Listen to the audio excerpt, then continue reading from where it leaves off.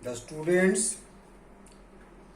of class 12 actually 11 এর পরীক্ষা তোমাদের দিতে হবে না, সরকার আপনা আপনি তোমাদের 12 ক্লাসে উত্তীর্ণ করে দিয়েছে। তাই আমি অনলাইন ক্লাস শুরু করলাম এবং প্রথম ক্লাসটাই শুরু করছি তোমাদের কবিতা দিয়ে। তোমাদের সিলেবাসের হয়তো সবটা পড়ানো হবে না, তবুও আমি পড়াচ্ছি। এই কবিতাটি থাকতেও পারে না থাকতেও পারে, লক্ষ্য রাখবে বোর্ডের দিকে। দ্য পোয়েট্রি অফ আর্থ, জন কিটসের লেখা একটি বিখ্যাত কবিতা। আমি এই পোয়েমটি প্রথম যে স্ট্যান্জা, প্রথম যে প্রথম পাঁচটা লাইন আলোচনা করব। প্রথম পাঁচটা লাইন আলোচনা করার আগে এই কবিতা সম্বন্ধে বেশ কতগুলি পয়েন্টস আমাদের মনে রাখতে হবে, সেটা আমি দেখো এখানে পুট ডাউন করেছি। জন কিটসের এই কবিতাটি যে পয়েন্টসগুলি পড়ার আগে আমাদের মনে রাখতে হবে সেগুলি আমি এখানে পুট ডাউন করেছি। 1 নম্বর লক্ষ্য রাখবে, এটি 1 নম্বরে লেখা আছে রোমান্টিক পোয়েম। এটা একটি রোমান্টিক কবিতা। রোমান্টিক পোয়েম কি সেটা নিয়ে আলোচনা করতে গেলে বিস্তারিত হয়ে যাবে ভিডিও, আমি অত ডিটেলসে যাচ্ছি না, পরে সময় পেলে করা যাবে। এটা একটা রোমান্টিক পোয়েম, এগুলি মনে রাখতে হয়। এটা রোমান্টিক পোয়েম প্রশ্নে আসে। কি ধরনের কবিতা এটি? দুটো অপশান, সনেটও বলে, অনেক ক্ষেত্রে সনেট অপশানটা না থেকে রোমান্টিক পোয়েমও থাকে। 2 নম্বর দেখো, এখানে আমি লিখেছি লিরিক। এই কবিতাটিকে লিরিকও বলা হয়। 3 নম্বরে দেখো লেখা আছে সনেট, এটিকে সনেটও বলা হয়, সনেট বলা হয়। এবং পরের প্রশ্ন যেটা আসে আমাদের শর্ট কোশ্চেনে সেটা আছে এটা কি ধরনের সনেট কবিতাটি? এটা পেট্রাক্যান সনেট। দেখো পেট্রাক্যান সনেট, পেট্রাক্যান সনেট কি সেটা নিয়েও বলতে গেলে অনেক সময় লাগবে, সময় যদি পরে পায় করা যাবে। এটা পেট্রাক্যান সনেট, পেত্রাক বাংলায় উচ্চারণটা হয়ে যায় পেত্রাক, ইংলিশে বলে পেট্রাক্যান, পেট্রাক্যান সনেট। পরের পয়েন্ট দেখো পোয়েট্রি। এই পোয়েট্রি এখানে বলা আছে the poetry of the earth, মানে পৃথিবীর কবিতা। এই কবিতা অর্থটা কি, মানে কোন অর্থে পোয়েট্রি শব্দটি কবি ব্যবহার করেছে? পোয়েট্রি অর্থাৎ colour and songs of life, জীবনের বর্ণ এবং জীবনের গানকেই কবিতা হিসাবে কবি এই কবিতায় দেখিয়েছেন। কি বললাম? জীবনের বর্ণ এবং জীবনের গানকেই এই কবিতায় কবি এই পোয়েট্রি শব্দের মধ্যে দিয়ে বুঝিয়েছেন। এই জিনিসগুলি মনে রাখবে, কবিতা পড়ার আগেই আমাদের এই পয়েন্টগুলিকে মাথায় রাখতে হবে। এবার আমি কবিতার প্রথম 5টা লাইন পড়বো, একটু শুনবে ভালো করে। ভিডিওটা পরে দেখার সময় এই 5টা লাইন মিলে নেবে। আমি লাইনগুলি এখানে উল্লেখ করে নিই, আমি এমনি পড়ছি। The poetry of earth is never dead, মানে পৃথিবীর কবিতা কখনো শেষ হয় না, প্রথম লাইনের মানে। দ্বিতীয় line, when all the birds are faint with hot sun, যখন সমস্ত পাখিরা গরমে ক্লান্তিতে কাঁপে বা ক্লান্তিতে কাবু হয়ে যায়, and hide in cooling trees, এবং গাছের মধ্যে ঠান্ডা গাছের মধ্যে আশ্রয় নেয়, তখন a voice will run, তখন একটি কণ্ঠস্বর শোনা যায়। from haze to haze, ঝোপঝাড় থেকে একটি কণ্ঠস্বর ভেসে আসে।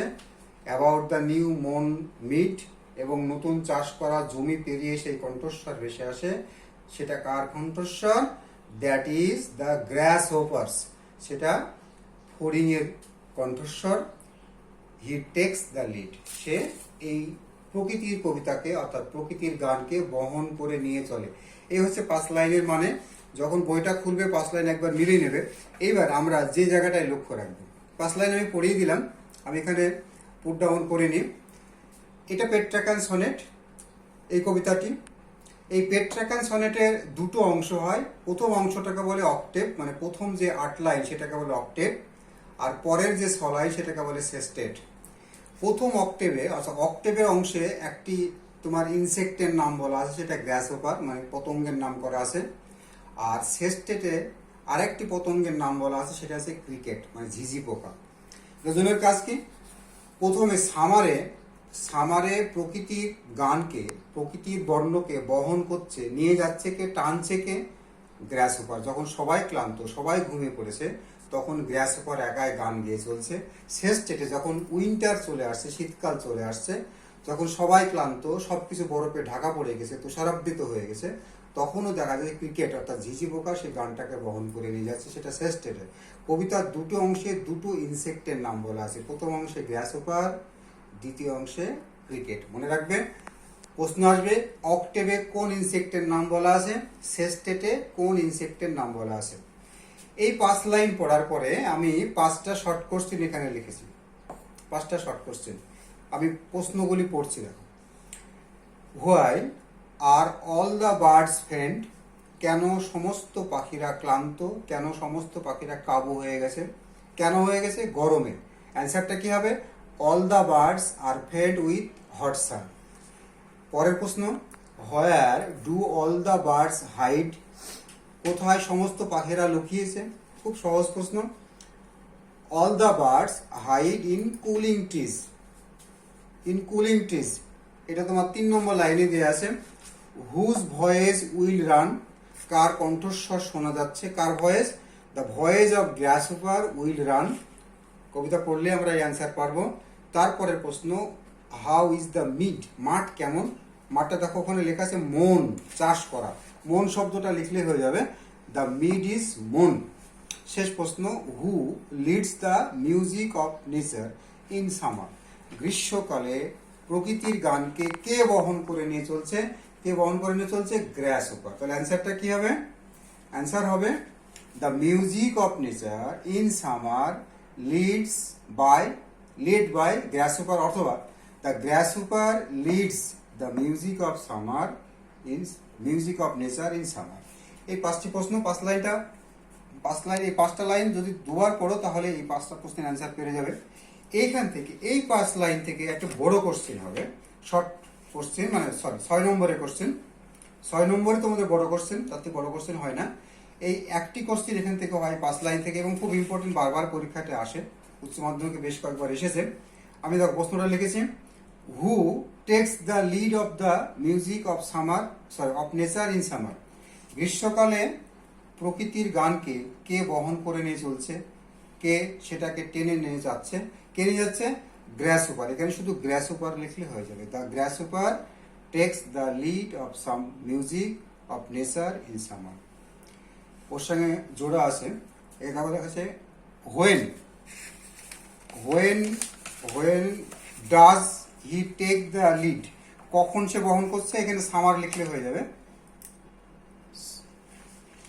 হি takes the lead in summer. আর how does he takes the lead, কি করে সে লিড করছে, কি করে সে গানকে বহন করছে। আমরা কিভাবে অ্যান্সারটা লিখবো, কিভাবে লিখবো অ্যান্সারটা, when all the birds, when all the birds and other things are faint with summers, hot summers, when all are fainted, all are silent, only the grasshopper takes the music of summer, or music of nature in summer. এই লাইনটা লিখলে হয়ে যাবে, এই 3-4টি line লিখলে অ্যান্সারটা clear হয়ে যাবে। এই হচ্ছে 5 লাইনের ব্যাখ্যা। তোমরা এই 5 লাইন বারবার পড়বে, পড়ে এই প্রশ্নগুলির দিকে তাকাবে, চেষ্টা করবে। এই আমি তো আলোচনা করেই দিলাম, বলেই দিলাম অ্যান্সারগুলি। 5 লাইন পড়ার পরে এই 5টা প্রশ্নের অ্যান্সার করে 12 যে গ্রুপ আছে সেই গ্রুপে পোস্ট করে দেবে। আর এই যে বড় কোশ্চেনটা, এই বড় কোশ্চেনটাও লিখবে, লিখে পার্সোনালি হয় আমার হোয়াটসঅ্যাপে কিংবা গ্রুপের হোয়াটসঅ্যাপে দিয়ে দেবে। এটা হয় আমার হোয়াটসঅ্যাপে দিয়ে দিলে। ধন্যবাদ, সবাই ভালো থাকবে, সুস্থ থাকবে।